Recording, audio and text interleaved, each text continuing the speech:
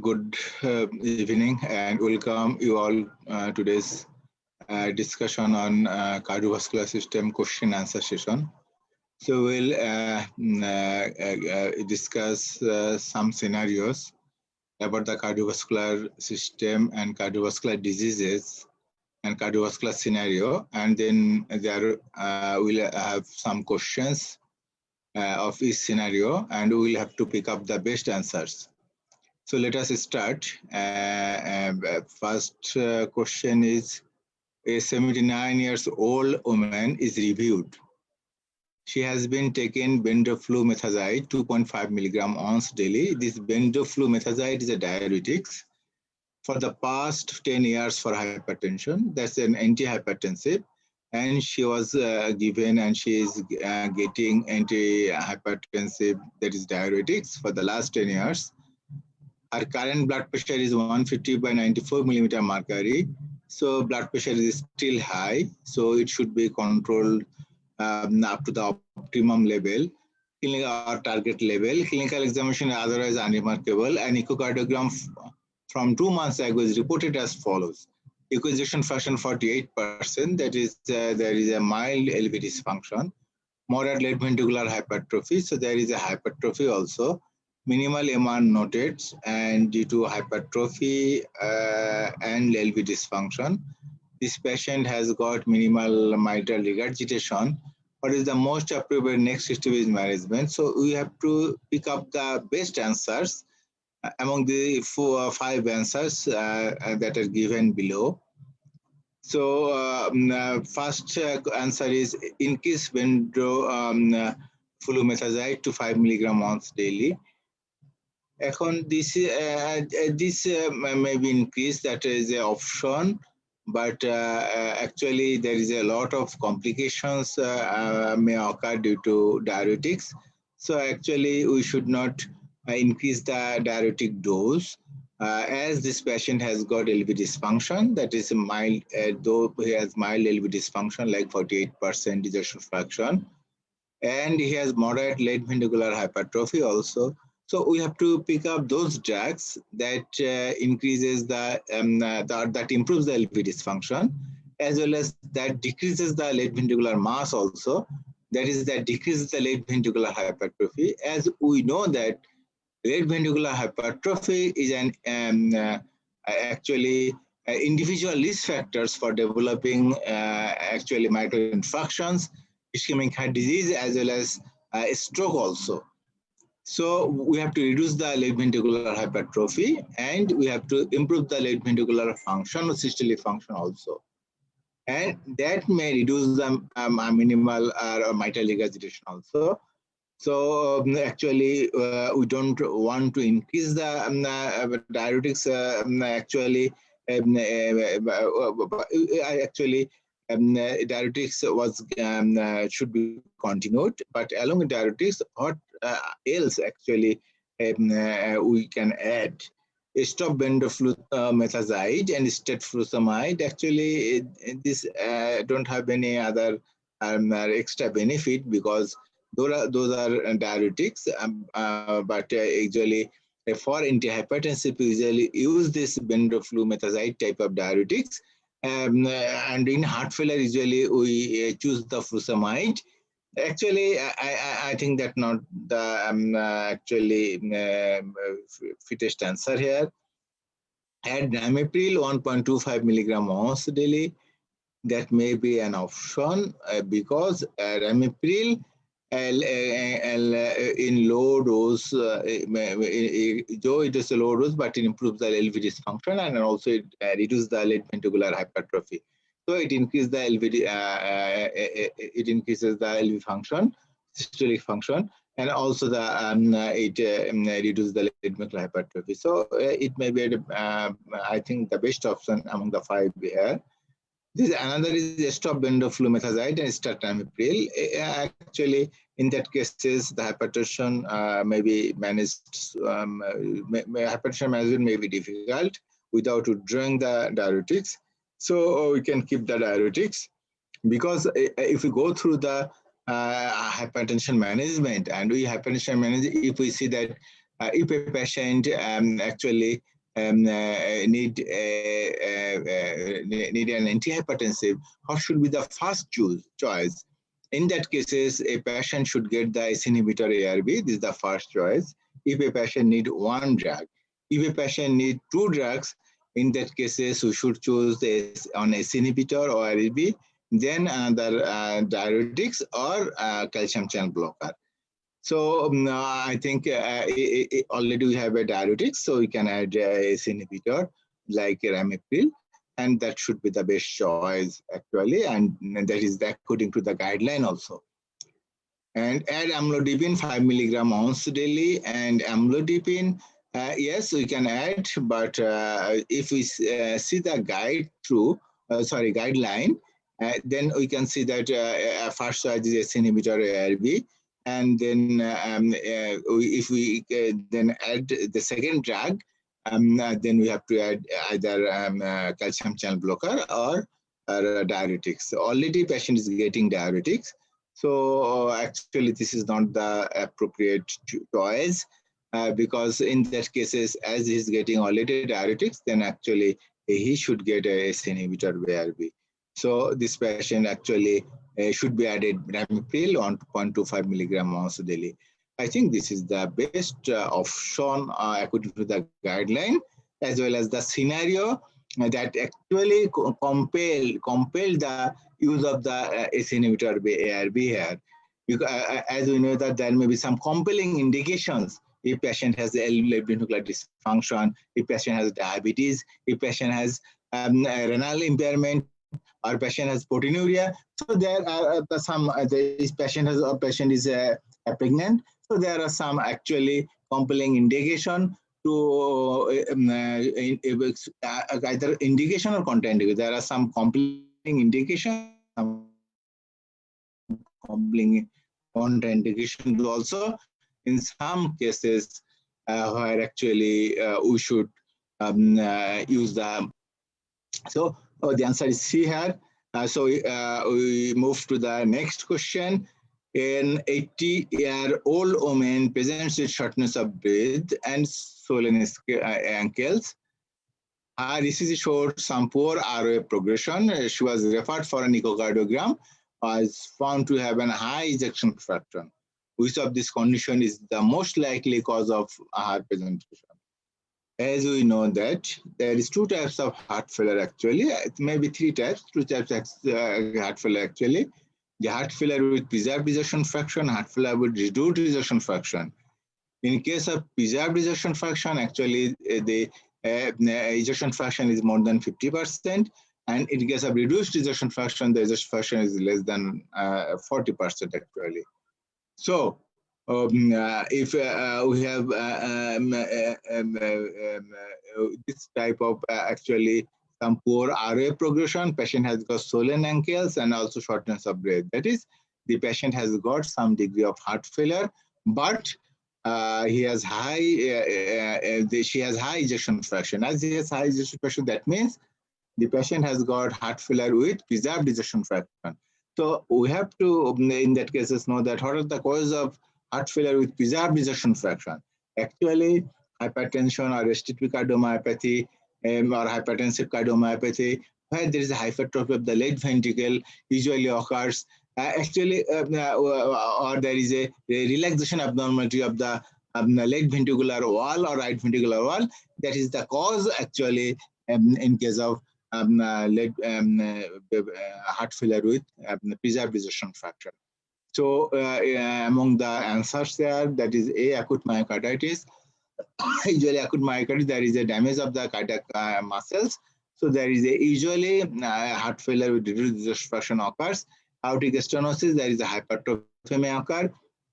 But here there may be high ejection fraction also. That actually shortness of breath as swollen ankles, high aortic stenosis with heart failure, that may be one answer actually. And dilated cardiomyopathy, actually dilated cardiomyopathy maybe he or she has actually a reduced ejection fraction, heart failure with reduced ejection fraction, if patient has dilated cardiomyopathy. If patient has ischemic cardiomyopathy with extensive infarction, also in that cases there is a extensive damage of the cardiac muscles that lead to the development of the reduced ejection fraction. So in that cases, patient should have heart failure with ejection fraction. And restricted cardiomyopathy, that may be the answer.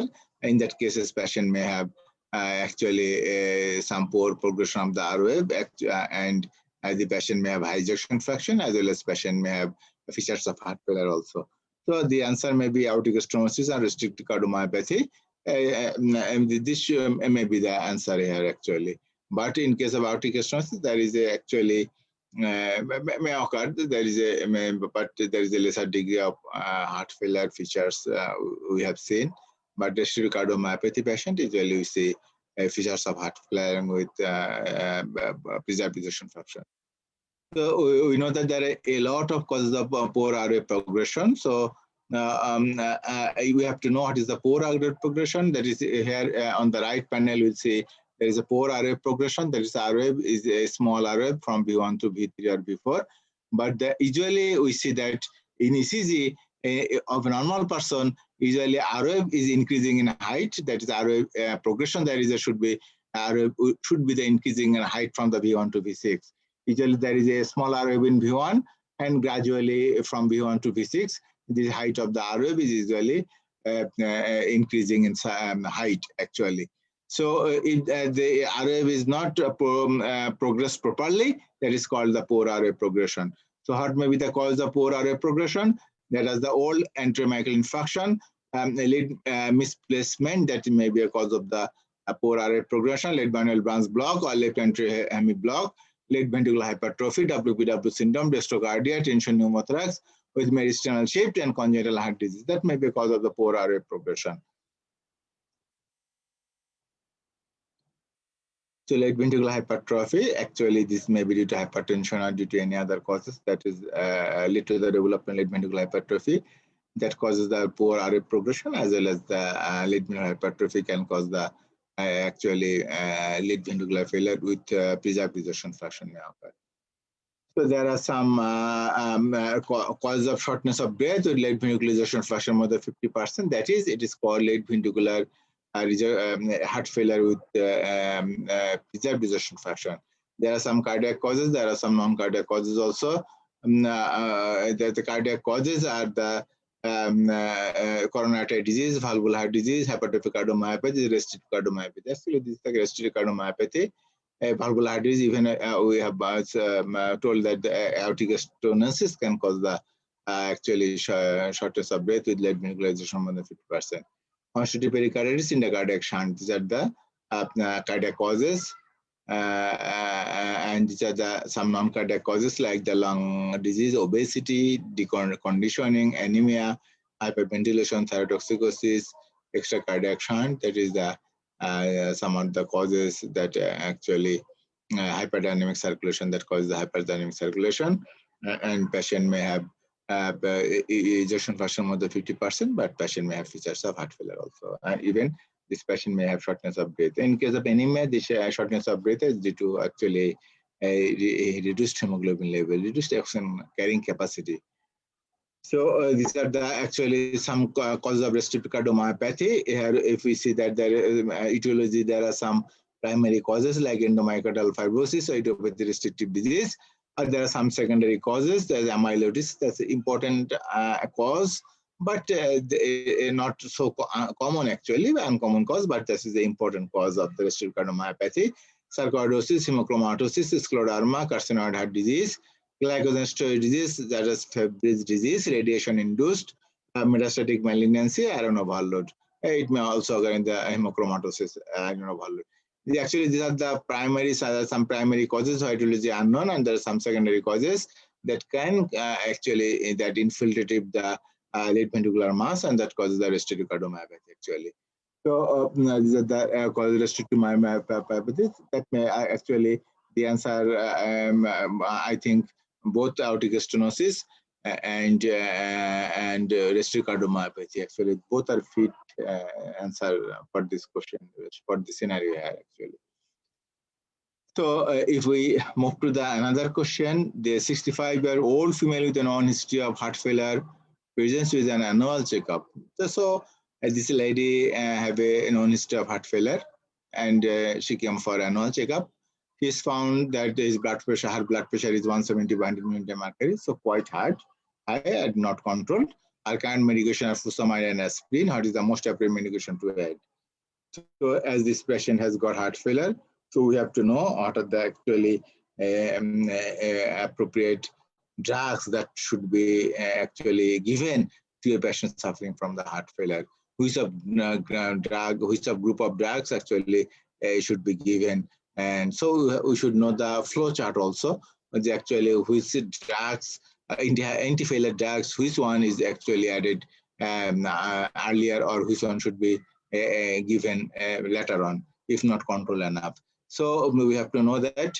So and there are 5 options here. Bendoflumetazide, this is the diuretics. Patient is already getting a furosemide, and furosemide is a good anti-hypertensive as well as anti-failure drug, and diuretics that actually good for a patient having heart failure with hypertension. So it is already given. Spironolactone, yes, this is spironolactone may be added. So spironolactone, and next we'll see actually the approach of a patient, treatment approach of a patient having heart failure. And then we'll see bisoprolol is beta blocker that may be given actually. Beta blocker should be given also in a patient with heart failure. Verapamil, actually verapamil that should not be given if a patient has heart failure, and it is always avoided in a patient having left ventricular dysfunction actually. And enalapril, that is good. Enalapril is an antihypertensive, and that should be given in a patient having heart failure. So what should be the appropriate answer here? If we go through the treatment algorithm of a patient with heart failure, then at first actually the patient should be treated with ACE inhibitor or ARB if ACE inhibitor is not tolerated, and beta blocker with up titration. That is the first drug that should be with ACE inhibitor or beta blocker that should be given. And if patient is still symptomatic and ejection fraction is still less than 35%, then actually we should add the MRA, mineralocorticoid receptor antagonist, that is spironolactone already. We see have seen in the question the answers. And if patient is still asymptomatic and left ventricular fraction is less than 35%, in that cases actually if patient is getting ACE inhibitor ARB, in that case they should be replaced by ARNI. About ARNI, actually I have already discussed in the last class. Angiotensin receptor and neprilysin inhibitor, that is the combination. ARNI is a combination drug where the neprilysin inhibitor, that is sacubitril, and the ARB, that is valsartan, is these two drugs are joined together, and it is the combination of the two drugs actually. ARNI that should be given in a patient having actually ejection fraction less than 35%, and also the patient not responding enough to the ACE inhibitor or ARB, or patient getting mineralocorticoids, or and patient having beta blockers also. So in that cases, we should be replace the ACE inhibitor ARB by the ARNI. And if a patient heart rate is in sinus rhythm and heart rate is more than 70, in that cases we should add the ivabradine. That's a new drug, and that is actually good drug for to control the hypertension. And when there is a patient actually a low blood pressure, but a patient should be given beta blocker to control the heart rate, in that cases ivabradine can be added, or if a patient having a good blood pressure with heart failure, but this heart failure is not controlled enough, and patient also getting beta blocker, but his or her heart rate is more than 70, in that case ivabradine should be added. And if patient has heart failure along with QRS complex, it's more than 130 milliseconds duration, and patient is sinus rhythm, in that cases patient should be given the CRT. Actually CRT should be given. This patient is a good actually candidate for selecting CRT. This CRT means cardiac resynchronization therapy, and that is a device-based therapy. So actually this is the way, or this is the treatment algorithm actually we should follow if a patient has got heart failure actually. And this is the actually most appropriate way of treatment of a patient having heart failure actually. So what should be given? That is patient getting already beta aspirin and diuretics. So patient now should get also bisoprolol, or patient should get actually AC inhibitor. So I think the patient should get both bisoprolol and enalapril actually. I think both are the appropriate answers there actually. So this is another question. Neuroendocrine system activation is a failure of the heart failure.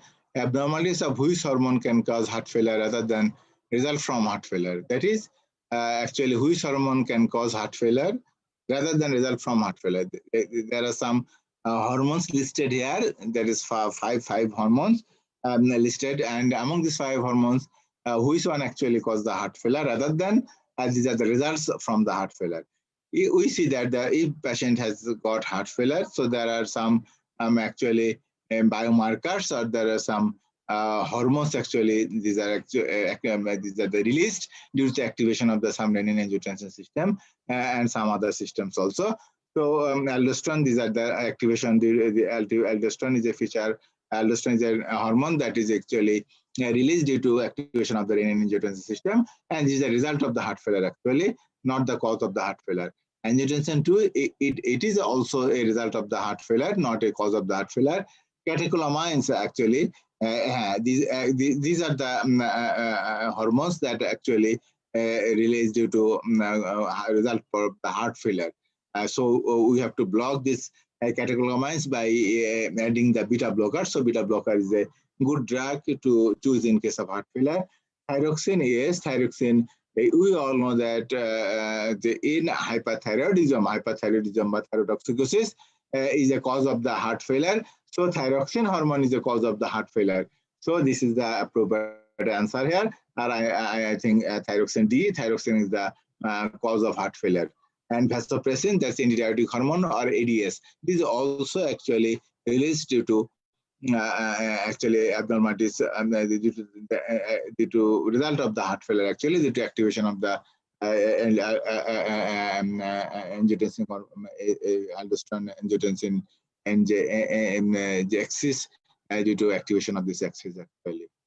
So the answer should be here, thyroxine as the answer.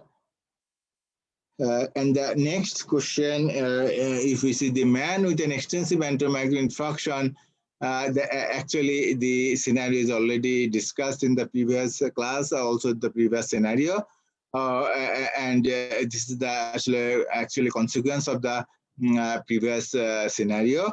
So the man has Leishman stem and triple vessel disease, referred for coronary bypass graft surgery. However, the surgeon is concerned about the anterior wall is complete infarcted, is no longer viable. So actually, when we do echocardiography of a patient having mitral infarction, and as well as angiogram shows the Leishman disease as a triple vessel disease, so I think we usually send the patient for the angiogram, patient for the bypass graft to the surgeon, and this bypass graft to the surgery actually they actually evaluate if there is a viable myocardium or not, because if revasculation is done and there is no viable myocardium, actually patient did not get any benefit from this treatment or procedure. So in that cases, we actually keep the patient on medications actually. If the patient doesn't get benefit from the bypass surgery or stenting, actually that treatment should not be given to a patient that have. The surgeon wants to know if the anterior wall has significant amounts of scar tissue, who is imaginary modulating. Actually, patient, if there is a viable myocardium or not, if there is a viable myocardium, in that cases, if we do revasculation, patient actually get benefit, and if in that cases, actually, which imaging modality is more appropriate to detect the any viable tissue in the scar, actually infarcted within the infarct tissue actually.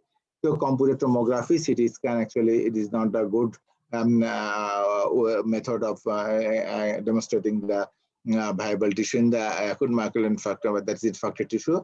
Coronary angiography, already we done coronary angiography, but you will see the coronary arteries condition, but not the myocardial condition actually. Echocardiography, yes, we see the echocardiography, the myocardial, if any already there is a scar tissue, and this scar tissue detected by the echocardiography, but only there by echocardiography usually we don't see any, we cannot see the viable myocardium. MRI, yes, now the MRI is the most appropriate modalities of the investigation that can detect the viable myocardium within the scar tissue actually. So MRI and stress echocardiography, yes, that also important tool to detect the viable myocardium within the scar tissue. But in comparison to stress echocardiography, MRI is more appropriate, and MRI is actually more accurate, more sensitive than the stress echocardiography. So MRI should be the answer here. But in before the advent of MRI, or before the actually uses of MRI to detect the viable micro the scar tissue, actually we did the stress echocardiography or nuclear imaging actually, that we did actually. So there is actually some modalities of investigation that can actually we use to see the viable myocardium, and that's actually we move to the next questions actually. Now I think today this is the last question to be discussed. So a 63-year-old gentleman presents feeling generally unwell. He has had a cough for 1 week. He has been feeling unwell for the last 3 days, not eating very much, feeling nauseated and having episodes of shivering. There is patient getting fever. Patient has got fever. He has a background of osteoarthritis, ischemic heart disease, hypertension, high cholesterol level. So he has some comorbidity also. His observation shows a temperature of 30, that is patient is fever, patient has got fever. Heart rate is 130 beats per minute, that is patient is tachycardic. Blood pressure 139 by 78 millimeter mercury. That is almost normal, and respiratory rate says 16 beats per minute. On examination, his hands feel hot and clammy. That is patient has got fever. So his hand should be hot and clammy, and there are crepitations hard on the oscillation of the right side of the chest. That is the patient has got actually consolidation and that or pneumonia. For this reason, actually he had the fever. So this is the crepitations. These are the features of pneumonic consolidation. His abdomen feels soft and non-tender. There is no pathology in the abdomen. His pulse is irregular and fast, so he has got heartbeat 136 per minute, but is irregular. So that means the patient has got actually atrial fibrillation. And ECG demonstrates irregular narrow complex tachycardia. That means the patient has got atrial fibrillation. What is the most appropriate acoustic management to help with this tachycardia? At first, we have to know what the causes of atrial fibrillation. And what is the causes of atrial fibrillation actually in this patient? Actually, in this patient, where a patient has actually respiratory infection, that can induce the development of the atrial fibrillation. So in these cases, I think the underlying cause of the atrial fibrillation is actually the pneumonic consolidation. There's the respiratory infection. So we have to treat the respiratory infection at first, and most of the cases when we treat properly the respiratory infection, and if the respiratory infection is the cause of the atrial fibrillation, then usually this atrial fibrillation usually resolves after control of the infection actually. So, but actually there may be some controversies among these answers. Anticoagulation, bisoprolol, digoxin, amiodarone, antibiotic. So all the 5 drugs that usually we use in case of atrial fibrillation. But what should be the most important or fast line treatment in this case actually? Yes, anticoagulation, usually do anticoagulation in a patient having atrial fibrillation. In an old patient atrial fibrillation, we usually do the anticoagulation. But here the cause is underlying cause is pneumonic consolidation. But this treatment should be done at first actually. And bisoprolol, yes, beta blocker, we can use beta blocker to control the atrial fibrillation rate or to treat the atrial fibrillation also. Digoxin, yes, we use digoxin if a patient has atrial fibrillation due to valvular heart disease, actually due to mitral stenosis also, or mitral regurgitation. In that cases, we usually use the digoxin. And amiodarone, yes, amiodarone is an important drug or widely used drug to control the atrial fibrillation also. But and the other answer is antibiotics. As antibiotics will control the respiratory infection, and if respiratory infection should be treated properly, then automatically atrial fibrillation may be resolved. So in that cases, actually the answer should be more appropriate is the antibiotics here. So this is the actually flow chart of a treatment of the atrial fibrillation, treatment of the underlying disorder. Actually, this is the most important. So underlying disorder is here the respiratory infection. So that should be the treated at first actually. Then is the prevention of thromboembolism. So thromboembolism, in that to prevention of thromboembolism, usually we use anticoagulants. So anticoagulant should be the second. Then we should create control. So to create control, we can use the beta blocker or digoxin also. And rhythm control, to control rhythm, you can use the amiodarone. So actually this is the way of treatment of a patient having the atrial fibrillation. So in that case, in this scenario, the most important aspect of treatment or the most appropriate and the first line of treatment should be the treatment of the underlying cause, that is treatment of the respiratory infection. So antibiotic should be the option, treatment option here. So here antibiotics is the treatment option here. So there are the actually some modalities of treatment of atrial fibrillation here. So our answer is actually actually the antibiotics here. And I think we should stop. We can stop here now today, and we can discuss some other case scenarios, the actually cardiovascular case scenarios with their answers discussion, and we can discuss in the next class, inshallah. So good night and stay safe, stay blessed. Thank you very much. Thank you being with me.